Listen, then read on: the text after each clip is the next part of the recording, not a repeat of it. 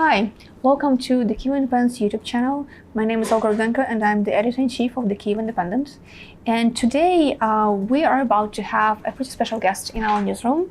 The ambassador of France to Ukraine, who has only recently started his tenure in Kyiv, is going to come visit us in the newsroom and answer some of our questions. And I'm really excited to have this opportunity because France is one of key supporters of Ukraine, obviously. And at the same time, recently, some questions have been raised about the volume or quantity of France's support to Ukraine. And I'm excited to ask the ambassador all these questions. They're so generous, they allowed us to have the cups in the perfectly coordinated shot. Yeah. You arrive at a very interesting time, exciting time. Obviously, right now, Ukraine very much depends on its Western allies, of which France is one, for surviving and for fighting against Russia in this war. And at the same time, this particular time when you arrive is a time when we in Ukraine start to question the level of support we're getting, and including the level of support from France. And if we look at the story of France and Ukraine in relation to Russian aggression, the story has not always been exactly smooth. If you go back to 2008, the NATO summit in Bucharest, France was one of the countries that was against making Ukraine and Georgia NATO membership members. And things changed a lot since then. A lot of things happened. Russia invaded Georgia, then Russia invaded Ukraine in 2014, and then the full-scale invasion started in February last year. How has the relationship evolved there?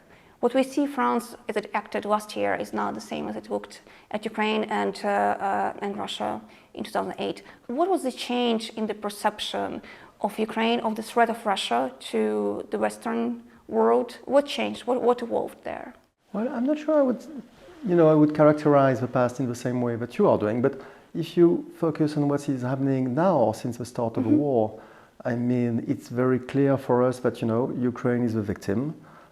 It has all rights to have its full integrity, its full sovereignty, those fundamental rights of the country and of the people were blatantly violated by a member of the United Nations Security Council with the atomic weapon. And this is unbearable. So we are wholeheartedly with you since day one, and we try to be as effective as possible. Then you can add to that of course now there is, after all those months, there is a strong chemistry between President Macron and President Zelensky. That's true, because they are talking all the time.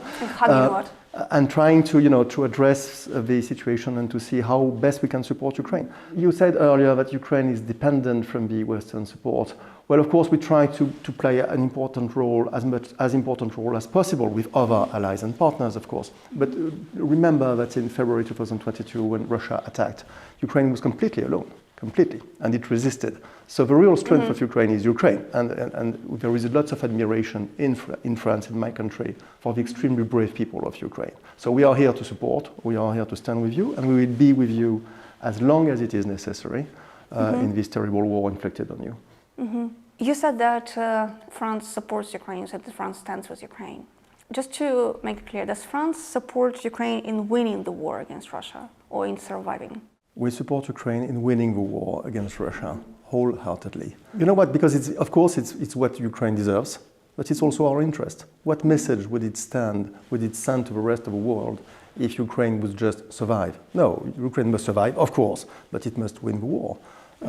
So this is what we are standing for. We are not playing for half game, contrary to what I can read sometimes, but it's completely the opposite.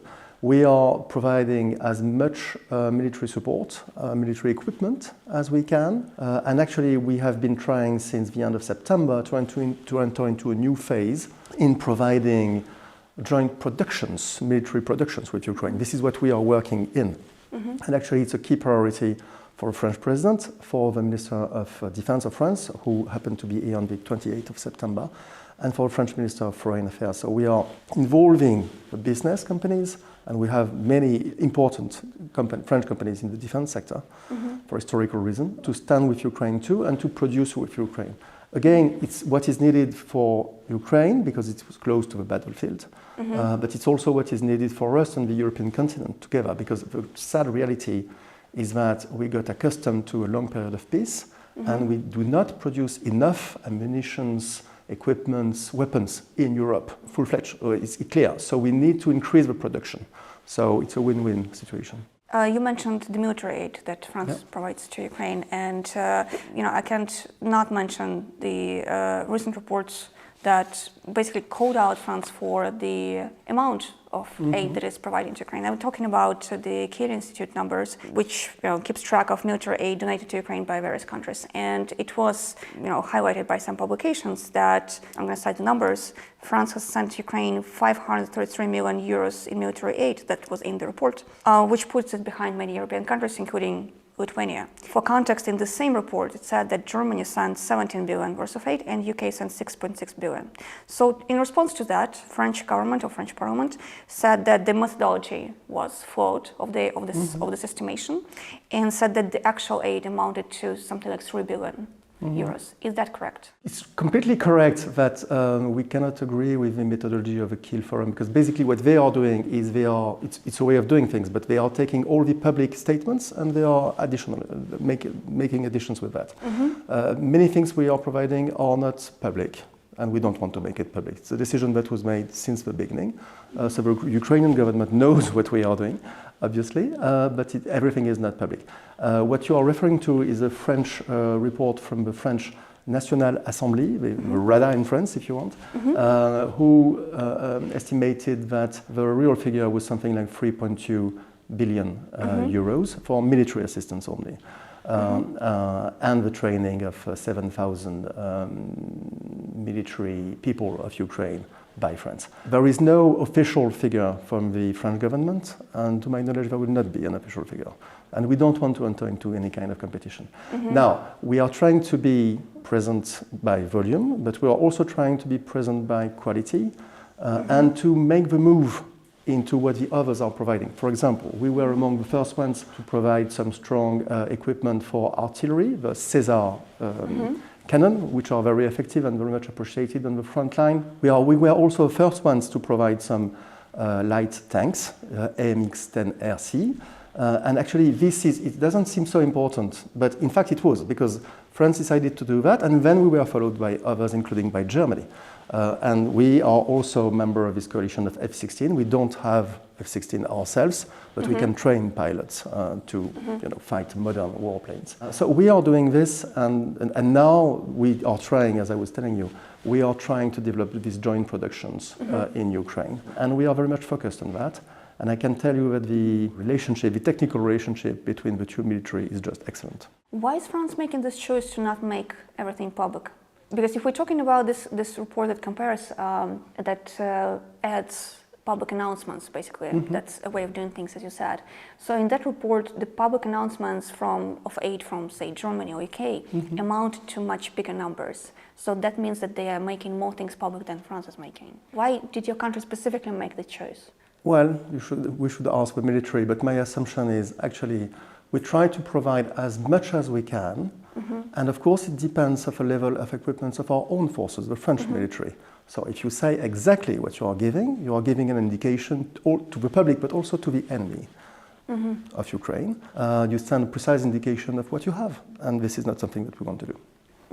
Hi again, I'm going to interrupt this interview for a brief moment to remind you that the Kyiv Independent is a reader-funded media, and it means that we need your support to continue reporting from Ukraine. What you can do is you can subscribe to our YouTube channel, and you can support our work by becoming a member of the Kyiv Independent community. Also, you can right now like and comment on this video, and it's going to help more people to see it. Thank you, and now back to our interview. When we add up these considerations that France may not be given as much aid as possible, and again, if we take this 3 billion estimation by the National Assembly, it still puts France behind comparable countries in Europe.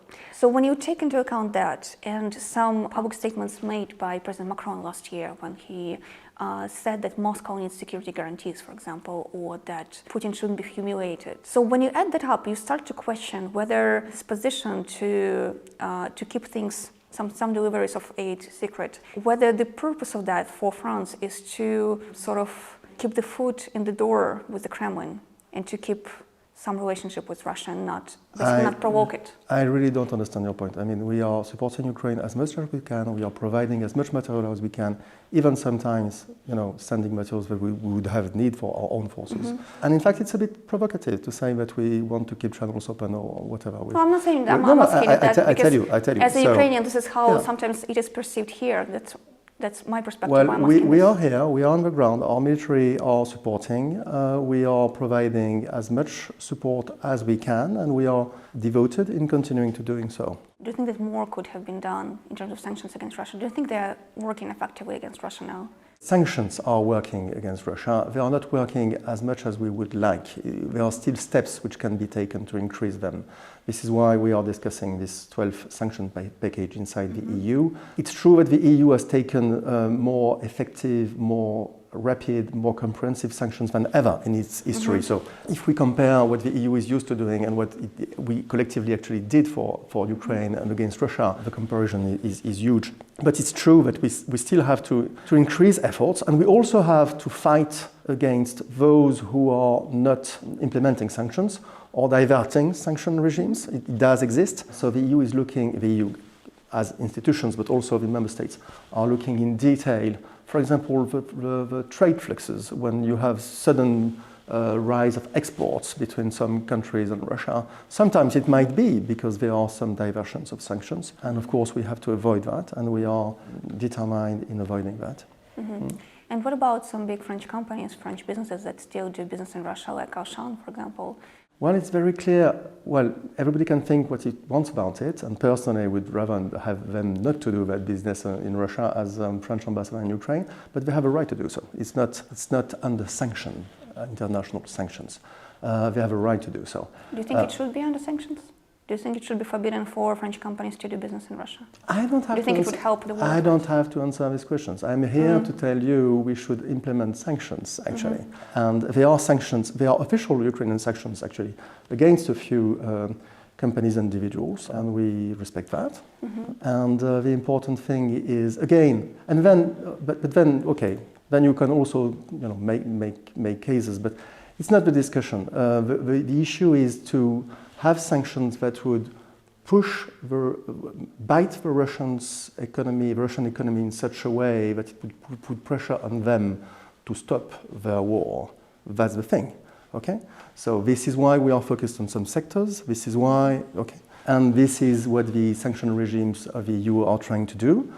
And usually sanctions regimes try to avoid hitting too much directly the population also, because, And again, there are still room for improvement in the international and EU sanctions, definitely. And we are working on that. And I do hope by December, the EU will be able to adopt the 12th sanction package. Actually, we support that. Something that makes us here in Ukraine a little worried about the future of European support for Ukraine is media reports about European governments or European leaders behind the closed doors talking to Ukrainian leadership about the possibility of peace negotiations, about the need for peace negotiations. And the way we perceive it is we're anxious that we can be tried to be pushed into peace negotiations. So I'd be interested to hear your point of view on is it time for peace negotiations? Well, our position is extremely clear, and it has been said officially a few weeks ago by French President Mr. Macron to BBC, and Catherine Colonna, French minister, did say that recently too. Actually, it's very simple. We are supporting Ukraine. And Ukraine decided that they would negotiate with Russia when the last Russian boat would be outside of Ukraine. So we fully support that, completely 100%. And that's it. And there is no way that we would put pressure on the country which is actually a victim of the Russian aggression, the Russian war. So this is the situation, and it's up to Ukraine to decide if and when they want to speak to Russia. And I fully understand that now is the time for negotiation, now is the time for war. And your president did say very clearly that the counteroffensive is going on and that it will continue, and we try to support Ukraine as much as we can. You mentioned briefly in your previous responses the the production of ammunition in Europe. And this has been an issue we also have written about, and we participated actually in a cross-border journalistic consortium that did an investigation on basically how people both in Ukraine and in the EU failed to ramp up production of ammunition since the start of the full-scale invasion. So in the first year and a half of the full-scale invasion, basically almost nothing was done to ramp up with the production of ammunition in the EU. And that was because the conclusion of the story was there was not enough agreement and alignment on the level of EU. Do you have a perspective on that? Do you think that this can be changed? Do you think that there is alignment now? Do you think there is understanding in the EU countries and in France, especially that the production of ammunition specifically needs to be ramped up? Because we talk so much about, specific tanks or artillery types of weapons, but ammunition is something very basic when Ukrainian soldiers don't have enough mortar bombs to shoot. Absolutely, and it's very clear the EU gave itself an objective, and this is 1 billion ammunitions for Ukraine by the end of March. So it is very important to get focused on that objective and to work into that direction. It is true that there had been no conflict or no war like the one which is happening now in Europe since 1945 on this scale. And it is true that we didn't have enough production in Europe. So we are trying to fix that. If I may, one word more personal. I was posted in Brussels to the EU institutions, the French Perm Rep to the EU, twice in my career. And at that time, speaking of the EU financing ammunitions or weapons was unthinkable. It was completely out of the scope. So we went from this situation to this current situation where actually the EU is financing this with taxpayers' money, EU taxpayers' money, and France being the second contributor to the EU budget after Germany. So it's a huge step forward. It was much needed, but sometimes it's part of the charm of the EU that we would do what is necessary when it is necessary. It would have been better if we could have done that before, but you cannot rewrite history. So it is important to continue into that direction.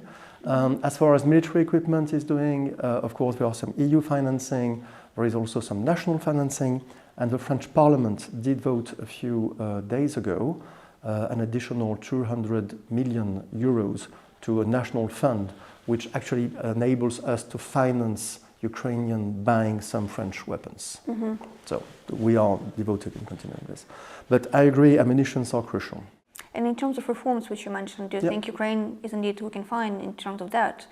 There is, in the Ukrainian society, there is a call to speed up anti-corruption reforms. Well, we have been very impressed by the way actually Ukraine has answered to the 7 recommendations of the EU. It is now very officially recognized by the Commission enlargement report, and we think it's very fair to recognize that. Of course, there are still many things to be done. You have a few legal things to be settled. I expect them to be settled very early. I know that the government is very devoted in fixing them. But then, of course, you have to change mentality, the way people behave when you speak about corruption. You need a holistic approach, and you need time for implementation, legal decisions, independent bodies to take full scale of their responsibilities and to act as. And we are very impressed by the way, in particular, Nabu, Sapo, and all the others are working. I mean, they are doing a wonderful job, and we support that too. So, of course, there are still many things to be done. Ukraine, it's not Switzerland, it's not France, it's not Germany, it's something different. But it's very impressive the road which Ukraine is taking and the efforts which has been already made. And I think Ukraine definitely deserves the recognition that was in the EU Commission report. Yeah. Do you think that this is Vladimir Putin's war? Do you think that this war that Russia is waging against Ukraine, do you define it as Vladimir Putin's war, as many people in the West do? I don't know what to answer to your question. I mean, it's not up to me to define this war. It is a war for which Russia, under the leadership of Vladimir Putin, is fully responsible. So the president, he made those decisions, he decided to do that. He decided to invade a neighboring country, which he had the duty to support the independence and integrity under the Memorandum of Budapest. He decided to do that, he's responsible for that. Of course he is, yeah.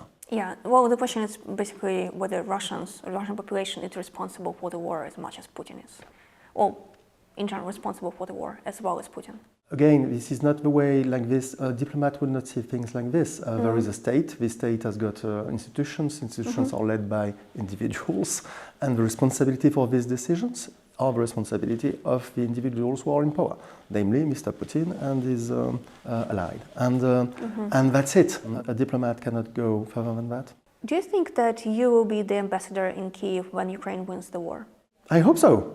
This is why I'm here, of course. Thank you for the conversation. Thank you for frank answers. And I do understand that you have a certain perspective as a diplomat. I respect that. And there are also questions that I had to ask because as a Ukrainian, this is what I know that Ukrainian people want to hear from somebody representing France here. Thank you for the conversation. Thank you for the support that France has given to Ukraine. And we'll hopefully raise a glass of French champagne on the day of victory. Absolutely. Champagne goes well with victory. Thank you very much for having me. Thank you.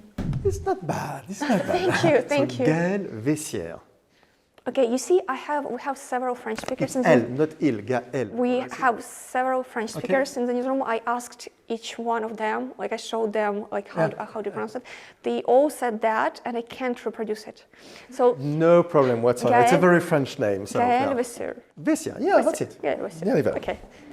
Hi all, can I have a minute? Hello. Hello, French ambassador. We have a visitor. Good to see you. Mr. Gael Veyssiere. Oh, nearly that, yeah. Is the recently appointed ambassador of France in Ukraine. And he wanted to say hi. Thank you. Sorry to disturb you. It's always good to see actually where people work, where the magic happens. And it's more like here.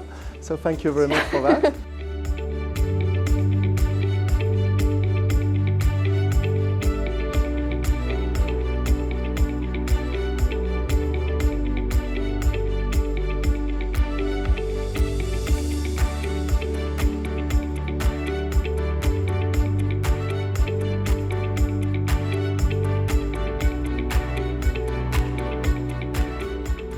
Was it what you expected? Did it match the expectations? No. No? Well, of course it matches expectation, but I was expecting something different. I found that you were 10 times bigger, so it means that, with a few number of people, you are achieving great results, so that's... Yeah, I mean 50 people is not that little. For Ukrainian media, it's actually pretty big. Well, this was it. I hope you enjoyed the interview. I certainly did. I think we got some important answers and perspectives. And if you want us to do more interviews like this, if you enjoy our content, and if you think it's important to have independent journalism in the times of war, please subscribe to our YouTube channel and consider supporting the Kyiv Independent by becoming a member of our community.